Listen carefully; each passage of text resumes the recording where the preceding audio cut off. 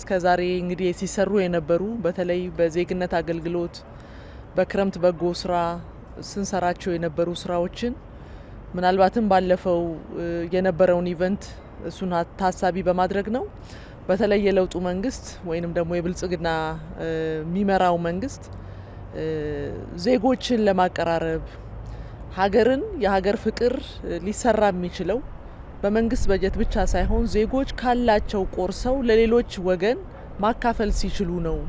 ስለዚህ ይሄ ሀገራዊ እሴትን ማሳደግ ይጠበቅብናል የሚል ትልቅ ሞቶ ተይዞ የኢትዮጵያውያንን አንድነት ቀድሞ የነበረን ባህል እሴት የማጎልበት ስራ መስራት ይጠበቅብናል በሚለው እሳቤ ሁሉ ነገር በሂሳብ ሁሉ ነገር በመንግስት በጀት መሆን አይጠበቅበትም። ጉልበት ያለው በጉልበቱ፣ እውቀት ያለው በእውቀቱ መረዳዳት ያስፈልጋል ተብሎ በተቀመጠው አቅጣጫ መሰረት ላለፉት 5-6 ዓመታት በተለይ የክረምት አገልግሎት ስራዎችን ስንሰራ ቆይተናል። ከዚህ አኳያ በአማራ ብሔራዊ ክልላዊ መንግስት ሰቆጣ ከተማ ላይ እንዲሁ የመኖሪያ ቤቶችን ገንብተን በተለይ በውስጣዊ የሰላም ችግር ምክንያት የተፈናቀሉ ዜጎች ነበሩ። እነሱም መልሰን ያቋቋምንበትን ታሳቢ ማድረግ ያስፈልጋል። በትግራይ ክልላዊ መንግስት ደግሞ በመቀሌ ከተማም እንዲሁ በመገኘት በዚሁ በአገልግሎት በዜግነት አገልግሎት ወይንም ደግሞ የክረምት በጎ ስራ እንዲሁ በተመሳሳይ ደረጃ ቤቶችን ገንብተን እንዲሁ ለዜጎች ያስተላለፍንበትን ማየት እንችላለን። በባለፈው አመት በሀረሪ ብሔራዊ ክልላዊ መንግስት ሀረር ከተማ ላይ ተገኝተን እንዲሁ በዚሁ በተመሳሳይ ሁኔታ የከተማውን ደረጃ ከግምት ውስጥ ባስገባ መንገድ የመኖሪያ ቤትን ሰርተን አስረክበናል። በጣም የሚያሳዝኑ በጣም እጅግ የተጎዱ አካል ጉዳተኞች እና የከተማ ነዋሪዎች ለዚህ አገልግሎት የበቁበትን ሁኔታ ማየት እንችላለን። ይሄ እንግዲህ የሆነው ምንም አይነት የመንግስት በጀት ሳንጠቀም ዜጎችን በማስተባበር በማሳመን እነሱ በሚሰጡን ነገር በጣም ቆጥበን ቴክኖሎጂም ተጠቅመንም ጭምር ሰርተን ያስረከብነው መሆኑን እናስታውሳለን ማለት ነው። እንግዲህ ከጊዜ ወደ ጊዜ በየአመቱ ተመሳሳይ ስራዎችን በክረምት ብቻ ተገድበን የምንተወው ሳይሆን ሁልጊዜ መስራት እንዳለብንም ጭምር ክቡር ጠቅላይ ሚኒስትራችን ባስቀመጡት አቅጣጫ መሰረት ዘንድሮ ደግሞ በኦሮሚያ ብሔራዊ ክልላዊ መንግስት በደቡብ ምዕራብ ሸዋ ዞን እንዲሁ ደግሞ በቱሉ አራራ የሚባል ትንሽዬ የወረዳ ከተማ በጣም ጥሩ ስራ ሊባል የሚችል ስራ ሰርተን ለህዝብ አገልግሎት ክፍት አድርገናል። እንግዲህ በእለቱ ክቡር ጠቅላይ ሚኒስትራችንም ተገኝተው ያስመረቁበትንም ሁላችንም የምናስታውስ ይመስለኛል። በተቀመጠው አቅጣጫ መሰረትም ክልሎችም ከተማ አስተዳደሮችም በተመሳሳይ መንገድ ይሄ ልምድ ሆኖ መስፋት እንዳለበት አቅጣጫ ተቀምጧል። እንግዲህ ሌላው ማህበረሰብ ጋር መድረስ እንዳለበት፣ ሌላው አካባቢ ጋር መድረስ እንዳለበት ታሳቢ ማድረግ ያስፈልጋል ማለት ነው። በዋናነት እዛ ቦታ ላይ መስራት የቻልነው አንደኛ የከተማን የኮሪደር ልማት በከፍተኛ ደረጃ ከአዲስ አበባ ከተማ ጀምረን እንግዲህ በጣም አብነት ሊሆኑ የሚችሉ ስራዎች እየተሰሩ እንዳሉ የኢትዮጵያንን ማንነት አቅምና ገጽታ መገንባት የቻሉና የይቻላል ስሜትን ወይም መንፈስ ማበልጸግ የቻሉ ስራዎችን በአዲስ አበባ ከተማ ላይ ማየት ችለናል። በአዲስ አበባ ጀምረን አዲስ አበባ ላይ በሚሰሩ ስራዎች ብቻ ሳይሆን የተሟላ ብልጽግና ማረጋገጥ የምንችለው በመላው የሀገሪቱ ባሉ ከተሞች መሰራት አለባቸው በሚል እንግዲህ አዲስ አበባ ላይ የተገኘው ልምድ ክቡር ጠቅላይ ሚኒስትራችን እንግዲህ ሁላችንም እንደምናስታውሰው የኢትዮጵያ ከተማ ከንቲቦችን ራሳቸው ፓወርፖይንት አዘጋጅተውም ጭምር ከተሞች እንዴት መመራት እንዳለባቸውም ትምህርት የሰጡበትን በቅርብ ጊዜ ማስታወስ እንችላለን። እሱ ዛሬ ላይ ተስፋፍቶ በአንድ ከተማ ተጀምሮ የነበረው የኮሪደር ልማት ዛሬ ወደ 76 ከተሞች የኮሪደር ልማት ስራ በከፍተኛ ደረጃ እየሰሩ እጅግ ውጤታማ ስራ እየሰራን እንገኛለን።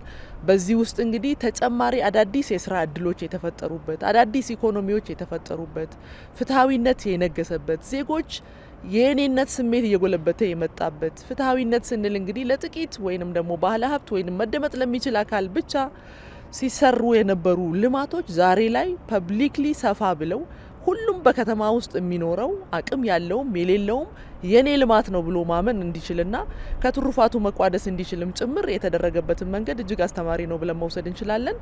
ይሄ በከተሞች መካከል ትብብርን በከፍተኛ ደረጃ ያሳደገ ነው።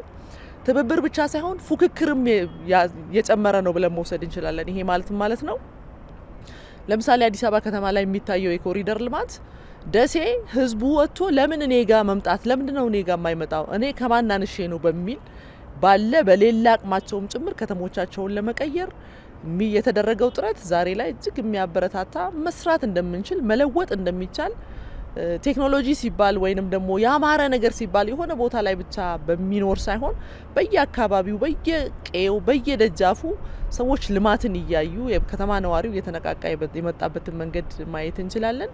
ይሄ ደግሞ ለትውልዱም በሂደት እንግዲህ ትላንት የቆሻሻ ማጠራቀሚያ የነበሩ አካባቢዎች ዛሬ ላይ የፐብሊክ ስፔስ፣ ፓርኪንግ፣ የመጫወቻ የመዝናኛ ስፍራ ሆኖ ማየት በዚህ ውስጥ ደግሞ የሚያልፈው ትውልድ የነገ ኃላፊነቱንም ለመወጣት ጭምር የራሱ ትልቅ አስተዋጽኦ ማበርከት የቻለ ነው ብለን መውሰድ እንችላለን። የከተማ አጠቃላይ ንቅናቄና ለውጥ እንደተጠበቀ ሆኖ የኛ ህዝብ ዛሬም የሚኖረው አብዛኛው ገጠር አካባቢ ላይ ስለሆነ 80% እና ወደዛ ገደማ የሚሆነው ዛሬም በገጠር ነው የሚኖረው። ስለዚህ ገጠር አካባቢ ላይም ያለው የገጠር የግብርና ትራንስፎርሜሽን ብቻ ሳይሆን የገጠር ትራንስፎርሜሽን ያስፈልገናል። ለዚህ የኛ ህዝብ አቅም አንሶት ሳይሆን የእውቀት ማነስና ሰርቶ ማሳየት የሚችል አካል መፈጠር ባለመቻሉ ምክንያት ነው ዛሬም የገጠሩ ማህበረሰብ ከከብት ጋም ጭምር አብረው እየኖሩ ያሉት ህይወት እየተካፈሉ ያሉትና ይሄን መቀየር ይጠበቅብናል በሚል ሂሳብ የገጠር ኮሪደር እሳቤ ተብሎ እንግዲህ ሁላችንም እንደምናውቀው በተለይ በማዕከላዊ ኢትዮጵያ የተሰሩ የገጠር የልማት ማዕከላት ላይ እጅግ የሚያስደምሙ ስራዎች የተሰሩ መሆኑን እናያለን። በከተማ ጀምረናል። ገጠር ደግሞ ክቡር ጠቅላይ ሚኒስትራችን በራሳቸው ኢኒሼቲቭ የጀመሩት ስራ አለ።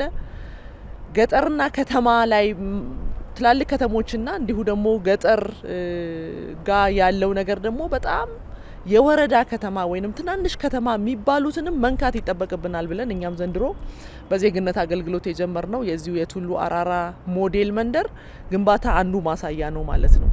ምንም እንኳን ከተሞች በጣም ትንንሽ ቢሆኑ ዛሬ ላይ ያሉበትን ደረጃ የሚመጥን ልማት ሳይሆን መስራት ያለብን ነገ ከነጎዲያ የዛሬ 20 30 40 50 ዓመት ሊደርሱ የሚችሉበትንም እድገት ታሳቢ ባደረገ መንገድ ስራ መስራት አለብን ብለን እንግዲህ ስራ ጀምረናል። ያ ኦነስትሊ ሁላችንም ያየን ይመስለኛል። እዛ አካባቢ የተሰራው መኖሪያ ብቻ ሳይሆን ዘንድሮ በጣም ባደገ መንገድ መስራት የቻልነው የከተማና መሰረተ ልማት ሚኒስቴርና ተጠሪ ተቋማትም ጭምር በጋራ ነው እንግዲህ ይሄንን ውጤት ማምጣት የቻልነው። ቤት ብቻ አይደለም። ከተማ ሲባል መኖሪያ ቤት ብቻ ሳይሆን የስራ እድል ፈጠራን ማበረታታት የሚችሉ ስራዎች ኢንተግሬትድ የሆኑ የተቀናጁ ወይንም ደግሞ በጣም አንዱ ለአንዱ ተደጋግፎ መስራት በሚያስችል ደረጃ መታየት ያለበት ነው ብለን ነው እንግዲህ ስራ የጀመርነው። ቦታው በጣም ስፔሲፊክ ቦታው እንግዲህ ሁልጊዜ በክረምት የአዋሽ ውሃ እየመጣ ዜጎች የሚፈናቀሉበት ቦታ የነበረበትና ዜጎች ያ ውሃ ክረምቱ እስከሚያልፍ ድረስ በጣም በመከራ በሰቆቃ ይኖሩ የነበሩበት አካባቢ እንደመሆኑ መጠን ስሙ ደግሞ ትንሽም ቢሆን ከተማ አካባቢም ስለሆነ እሱም መልሰን መስራት አለብን ብለን ስንሰራ እንግዲህ ያንን ውሃ በተለይ ከመሬት በላይ ያለው ግንባታ ወጪ ከወሰደው በላይ ከመሬት በታች የወሰደብን ጊዜም የወሰደብን ሀብት ቀላል ነው ተብሎ የሚወሰድ አይደለም።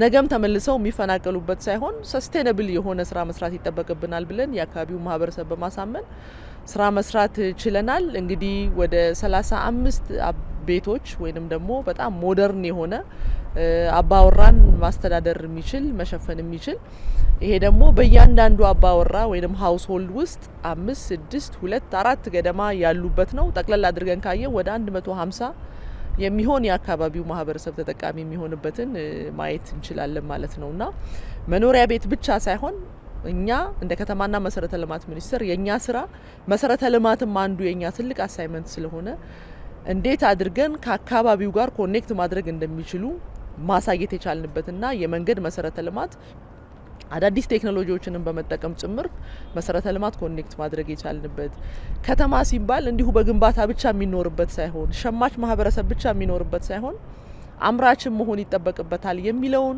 በመደመር መንግስትም የተቀመጠውን እሳቤ ተግባራዊ ለማድረግ ከተሞች የምርትና ምርታማነት ማዕከል መሆን ይጠበቅባቸዋል የሚለውን በተጨባጭ ማሳየት የቻልንበት ነው። ያ ማለት ነው የከተማ ግብርና ዜጎች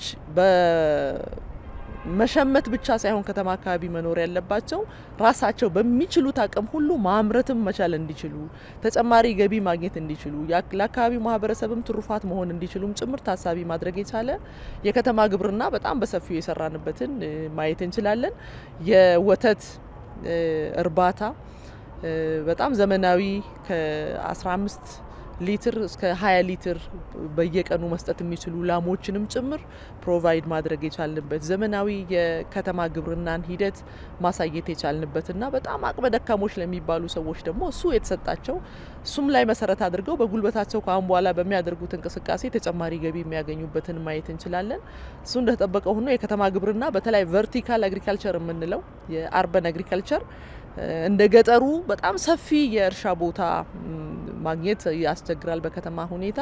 ግን ደግሞ ቨርቲክሊ እንዴት አድርገን የጓሮ አትክልቶችን ራሳቸው በብቃት መመገብ የሚያስችላቸው ተጨማሪ ደግሞ ለከተማም ለሌላው ማህበረሰብም በገበያ ማቅረብ የሚችሉበትንም ስራ እየሰራንበት ማየት እንችላለን።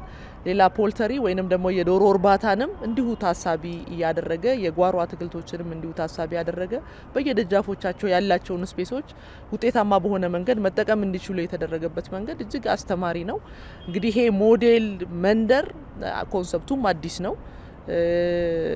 አይ ዶንት ቲንክ እንደዚህ አይነት ስራ እየተሰራ እስካሁን አይመስለኝም። ክቡር ጠቅላይ ሚኒስትራችንም የሰጡት መመሪያ ይሄ ስራ መስፋት አለበት፣ ይሄ ልምድ በሁሉም አካባቢ ሊወሰድ ይገባል በተባለው መንገድ እንግዲህ ከአሁን በኋላም ለምንሰራቸው ስራዎች ተመሳሳይ እንዲሁ ቫሊዩ አድ እያደረግን የምንሄድበት ተጨማሪ ቴክኖሎጂዎችንም መጠቀም የምንችልበት ለምሳሌ የኮንስትራክሽን ኢንዱስትሪውንም የምንመራው ይኸው ሚኒስቴር መስሪያ ቤት እንደሆኑ መጠን በጣም ወጪ ሊቀንሱ የሚችሉ የኮንስትራክሽን ማቴሪያሎች ሎካሊ መገኘት የሚችሉትንም ጭምር በቴክኖሎጂ የደገፍንበት በጣም ባጠረ ጊዜ የኮንስትራክሽን ሴክተሩን ማሳደግ የሚችሉ ግብአት የተጠቀምንበት ነው ብሎ መውሰድ ይቻላል።